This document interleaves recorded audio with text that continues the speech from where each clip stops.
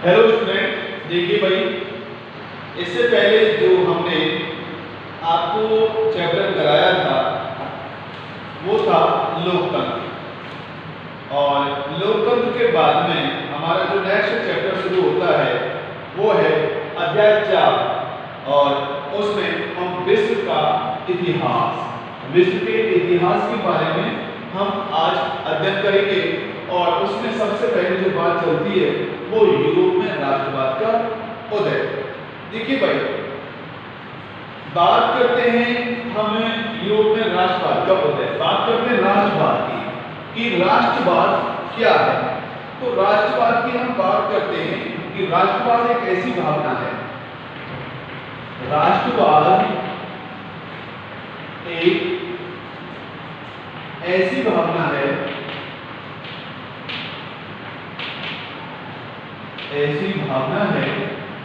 राष्ट्रवाद एक ऐसी भावना है जिसमें व्यक्ति की उच्चतम निष्ठा, जिसमें व्यक्ति की उच्चतम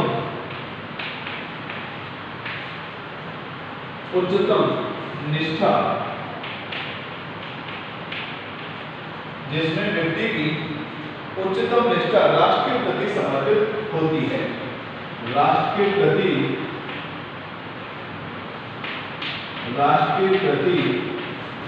समर्पित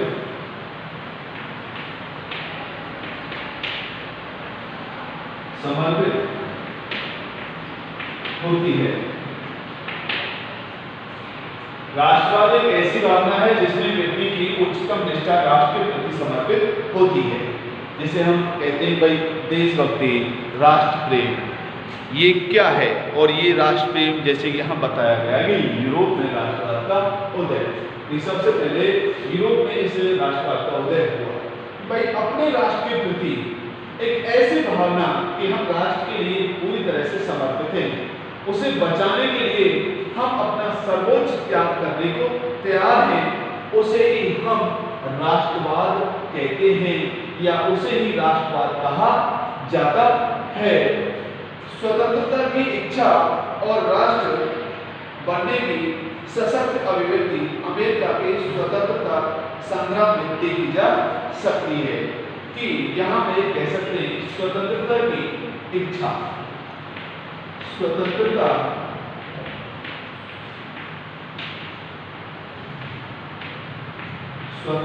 की इच्छा सर्वप्रथम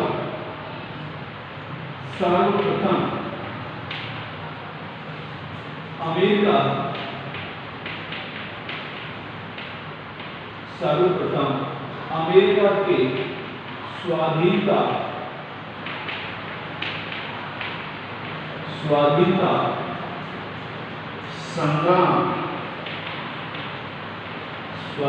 संग्राम में देखी जा सकती है,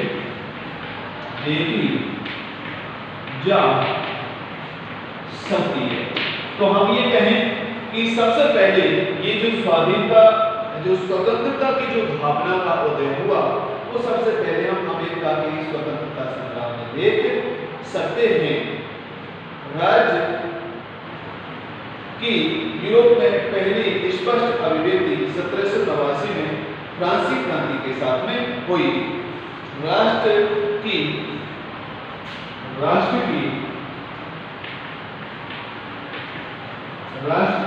पहली अभिव्यक्ति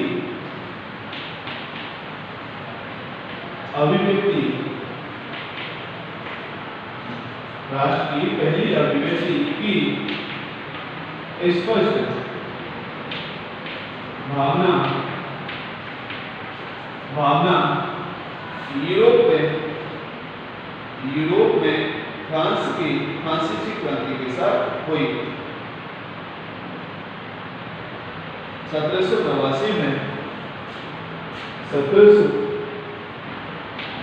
में फ्रांसीसी क्रांति के साथ हुई। फ्रांसीसी क्रांति के साथ हुई 1789 में फ्रांसीसी क्रांति के साथ में हुई। राष्ट्र की पहली अभिव्यक्ति की स्पष्ट भावना 1789 में फ्रांसीसी क्रांति के साथ में हुई। इस क्रांति ने ही राष्ट्रवाद को यूरोप में प्रसारित करने में अहम भूमिका निभाई। इसी क्रांति ने यूरोप में राष्ट्रवाद की इस भावना को फैलाने में या प्रसारित करने में एक अहम भूमिका निभाई थी। आगे बढ़ते हैं। 18वीं सदी के बाद यूरोप के मानचित्र को देखते हैं तो उसमें राष्ट्र राज्य नहीं मिलता। 18वीं सदी के बाद 18वीं सदी के बाद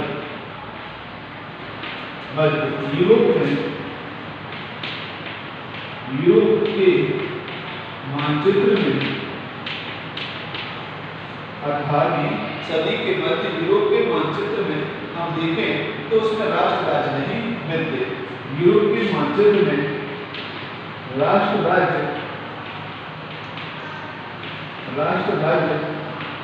नहीं मिलते। मानचित्र में राष्ट्र राज्य नहीं मिलते तो उसमें हमें देखते हैं कि यूरोप विभिन्न तो उस समय जो यूरोप था विभिन्न राजशाही डचियों और कैंटनों तथा छोटी छोटी राजनीतिक इकाइयों में विभक्त था। तो यहाँ जो बात आती है कि 18वीं सदी के मध्य यूरोप के मानचित्र में राष्ट्र राज्य नहीं मिलते तो यूरोप किसमें बटा हुआ था? छोटी छोटी इकाइयों, डचों, कैंटनों और इन सारी चीजों में उस समय पर यूरोप बटा हुआ था। कि वहाँ ऐसा नहीं था कि पूरा यूरोप एक हो, छोटी छोटी राजनीतिक इकाइयों में उस समय पर बटा हुआ था तथा जिसके शासकों के स्वायत्त क्षेत्र थे कि और जो वहाँ के जो शासक थे उन शासकों के अलग अलग अपने स्वायत्त क्षेत्र थे, अपने स्वतंत्र राज्य थे। पूर्वी और मध्य यूरोप निरंकुश राजतंत्र के अधीन था। पूर्वी और मध्य यूरोप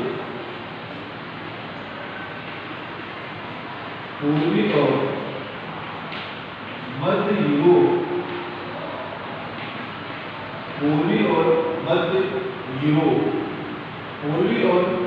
मध्य यूरोप निरंकुश राजतंत्र के अधीन था। निरंकुश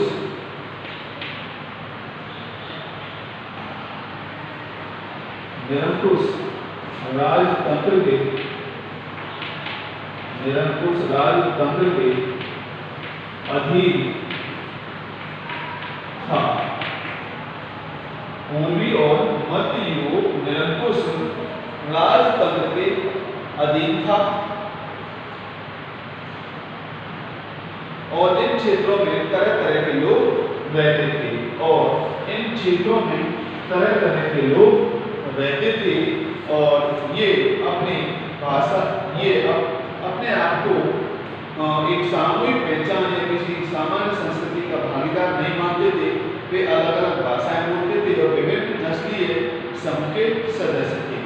वो उस समय पर जो अलग अलग लोग रहते थे वो अलग अलग भाषा बोलने वाले थे, अलग अलग नस्ल के लोग थे, अलग जातीय समुदाय से बिलोंग करने वाले लोग थे। तो उस समय पर हम ये कह सकते हैं कि अखंडता थी वो नहीं थी। वहाँ हम ये कह सकते हैं कि खंडों में या अलग अलग क्षेत्रों में यूरोप बटा हुआ था। जैसे हैब्सबर्ग साम्राज्य में कुलीनबर्ग में जर्मन भाषा बोलने वाले थे। जो हैब्सबर्ग था उस साम्राज्य में कुलीनबर्ग में जर्मन भाषा वाले थे। आगे बात करते हैं तो लंबार्डी और वेनेशिया में इतालवी भाषा तथा हंगरी में आधे लोग मैंगियार भाषा बोलते थे, जबकि बाकी लोग विभिन्न बोलियों का इस्तेमाल करते थे। तो कह सकते हैं कि वहाँ पर जो अलग अलग क्षेत्र थे और सभी अलग अलग क्षेत्रों में अलग अलग भाषा को बोलने वाले लोग थे। जैसे हम ये कहें भाई हिंदुस्तान में राजस्थान में मारवाड़ी भाषा भी बोली जाती है, तो पंजाब में पंजाबी भाषा भी बोली जाती है, तो तमिलनाडु में तेलुगु भाषा भी बोली जाती है। तो हम ये कहें कि बिहार में बिहारी और बंगाल में बंगाली भाषा बोली जाती है। तो ऐसे ही यूरोप में अलग अलग क्षेत्रों में अलग अलग भाषा बोली जाती थी।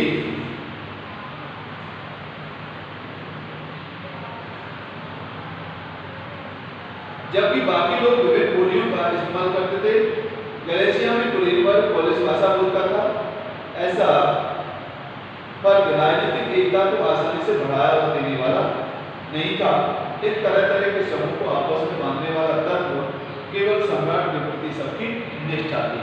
फिर हम ये कहें कि वो जो क्षेत्र थे वो किस तरह से एक तरह से ढके हुए थे कि उनमें जो एकता नहीं थी। इस तरह तमाम जातियों के लोग, तमाम भाषाई लोग, तमाम सांप्रदायिकता के धर्म के लोग, तो फिर वो उन लोगों में कैसे, तो सिर्फ एक ही चीज थी जो उनको एक एकता के समूह में बांधती थी। और वो एकता के समूह में बांधने वाला जो शब्द था वो था, हम ये कहें कि जो वहाँ का जो सम्राट था उस सम्राट के प्रति निष्ठा।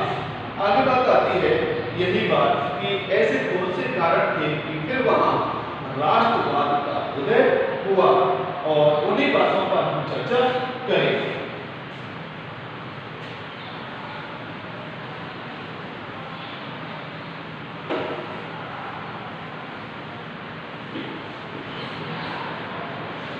देखिए भाई, यूरोप में राष्ट्रवाद के उदय के कारण,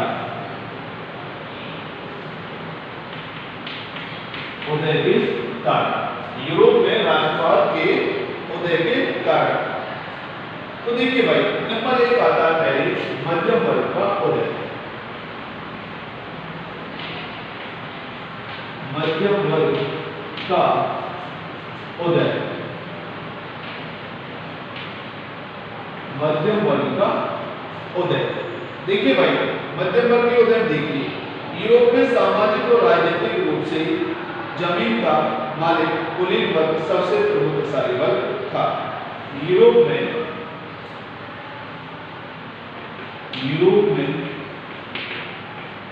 सामाजिक और राजनीतिक रूप से, यूरोप में सामाजिक व राजनीतिक रूप से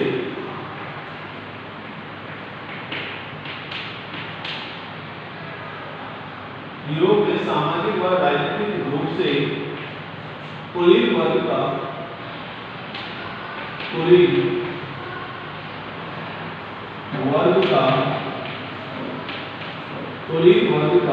प्रभुत्व था।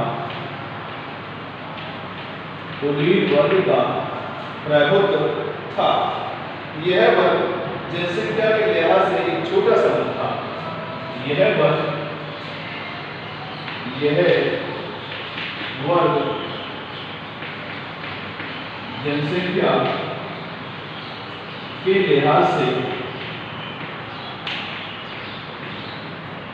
जनसंख्या के लिहाज से एक छोटा वर्ग था।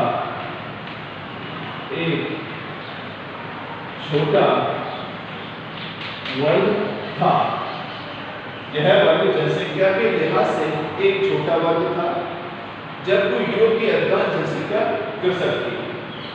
अधिकांश जनसंख्या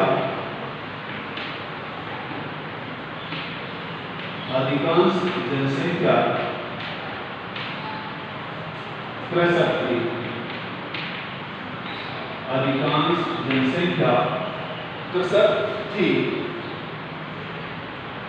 पश्चिमी यूरोप में ज्यादातर जमीन पर किराएदार और छोटे काश्तकार खेती करते थे, जबकि पूर्व और मध्य यूरोप में भूमि विशाल जागीरों में बटी थी, जिस पर भूदास खेती किया करते थे। पश्चिमी और मध्य यूरोप में औद्योगिक उत्पादन और व्यापार में वृद्धि से शहरों का विकास और वाणिज्यिक वर्गों के उदय से एक नया सामाजिक समूह अस्तित्व में आया। पश्चिमी मध्य यूरोप में हम ये कह सकते हैं कि वहाँ औद्योगिक उत्पादन से वहाँ एक नया वर्ग उत्पन्न हुआ, और उस नए वर्ग के अस्तित्व में जिसमें श्रमिक वर्ग के लोग, मध्यम वर्ग जो उद्योगपतियों, व्यापारी और सेवा क्षेत्र के लोगों से बना था, इन वर्गों में कुलीन वर्ग विशेष अधिकारों की समाप्ति के बाद राष्ट्रीय एकता पर विचार करने को लोकप्रिय हुए। इन वर्गों में कुलीन वर्ग के कुलीन जो वर्ग था, देखिए भाई मैंने यहाँ पर बताया कि यूरोप में एक वर्ग जनसंख्या के लिहाज से बहुत छोटा था और आर्थिक स्थिति की दृष्टि से देखें तो वो बहुत मजबूत था और उस वर्ग का जो नाम था वो था कुलीन वर्ग। क्या नाम था भैया? कुलीन वर्ग। अब वहाँ मध्य यूरोप और पश्चिमी यूरोप में हम ये कह सकते हैं औद्योगिक उत्पादन बढ़ा, श्रमिकों की आय बढ़ने लगी और वहाँ जब एक ऐसे वर्ग का एक औद्योगिक उत्पादन से औद्योगिक वर्ग का जब उदय हुआ तो वहाँ के उन लोगों में एक ऐसी विचारधारा उत्पन्न हुई कि जो विशेष अधिकार कुलीन वर्ग को दे रखे थे, वहाँ के राजा ने कुलीन वर्ग को जो विशेष अधिकार दे रखे थे उन विशेष अधिकारों को समाप्त करने की बात उनके मन में जागी और जब उनके मन में ये बात जागी तो हम ये कह सकते हैं कि वो एक यही बात कह सकते हैं कि राष्ट्रीय विचारधारा के रूप में वो अधिक लोकप्रिय होने लग गई। इसके बाद में दूसरा जो है हमारा वो है कारण उदारवादी राष्ट्रवाद। कौन सा भाई? उदारवादी राष्ट्रवाद। उदारवादी राष्ट्रवाद यूरोप में राष्ट्रवाद के उदय के कारणों में दूसरा कारण है उदारवादी राष्ट्रवाद। देखिए भाई यहाँ हमने आपको पहले बताया था, थोड़ा सा एक बार फिर आपके लिए रिवाइज कर देते हैं और उसमें जो हमारा चैप्टर चल रहा था विश्व का इतिहास और इस विश्व के इतिहास में हम सबसे पहले यूरोप में राष्ट्रवाद के उदय के बारे में चर्चा कर रहे थे। तो देखिए पहले हमने सबसे आपको बताई थी राष्ट्रवाद क्या होता है। राष्ट्रवाद के बारे में बताया था कि एक ऐसी भावना जिसमें व्यक्ति की उच्चतम निष्ठा राष्ट्र के प्रति होती है। एक ऐसी भावना जिसमें व्यक्ति की निष्ठा राष्ट्र के प्रति एक उच्चतम स्तर पर हो कि वो राष्ट्र के लिए कुछ भी करने को तैयार है, इसे हम राष्ट्रवाद कहते हैं। और ये स्वतंत्रता की जो इच्छा और चाह कहाँ से? ये अमेरिका की स्वतंत्रता संग्राम से हुई। और यही आगे बढ़ के हम यूरोप की बात करें तो यूरोप में एक फ्रांसीसी क्रांति से शुरू होती है जहाँ स्वतंत्रता की या हम ये कहें कि एक तरह से राज्य की जो राज्य क्या चीज है उसकी स्पष्ट अभिव्यक्ति की बात हमें कह सकते हैं कि ये फ्रांसीसी क्रांति में उभर के आई। तो वहां हम ये देखते हैं कि उस क्रांति में ये हुआ कि भाई राष्ट्रवाद या स्वतंत्रता को चाहिए। अगर बात करें कि 18वीं सदी की बात करें उस समय पर, तो उस समय 18वीं सदी में हम देखते हैं कि जो यूरोप था वो कई राजनीतिक इकाइयों में बटा हुआ था, छोटी छोटी इकाइयों में बटा हुआ था। डच, कैंटन, स्टेट, ऐसी छोटी छोटी इकाइयों में बटा हुआ था जिनके अलग अलग भाषा, अलग अलग धर्म, अलग अलग नस्ल, इस तरह के लोग वहाँ पर रहते थे। जिस क्षेत्र में जैसे जर्मन लोग रहते थे, जर्मन भाषी, तो वहाँ पर हर तरह के जो लोग थे, इतालवी भाषा बोलने वाले भी थे, सभी तरह के जो लोग थे वो अलग अलग भाषा का प्रयोग करते थे। लेकिन हम ये कह सकते हैं कि इतनी जो हम ये कहें कि एक तरह से जो अलगता हमको अलगाव दिखाई देता है, तो फिर ये लोग कैसे एक दूसरे से यानी कि जुड़े हुए थे। तो वो थी एक हम कहें कि जो वहाँ का सम्राट था उस सम्राट के प्रति एक अच्छी निष्ठा। अब बात आती है कि कैसे यहाँ पर राष्ट्रवाद का उदय हुआ। तो सबसे पहले मैंने आपको बताया था मध्यम वर्ग का उदय, और मध्यम वर्ग की बात मैंने आपको बताया था कि यूरोप में सामाजिक और राजनीतिक रूप से जो एक मजबूत वर्ग था वो था कुलीन वर्ग। इसकी जनसंख्या कम थी लेकिन आर्थिक दृष्टि से ये कमजोर थे और इस कुलीन वर्ग को वहाँ के शासन के द्वारा बहुत कुछ विशेष अधिकार इसको प्रदान किए गए थे।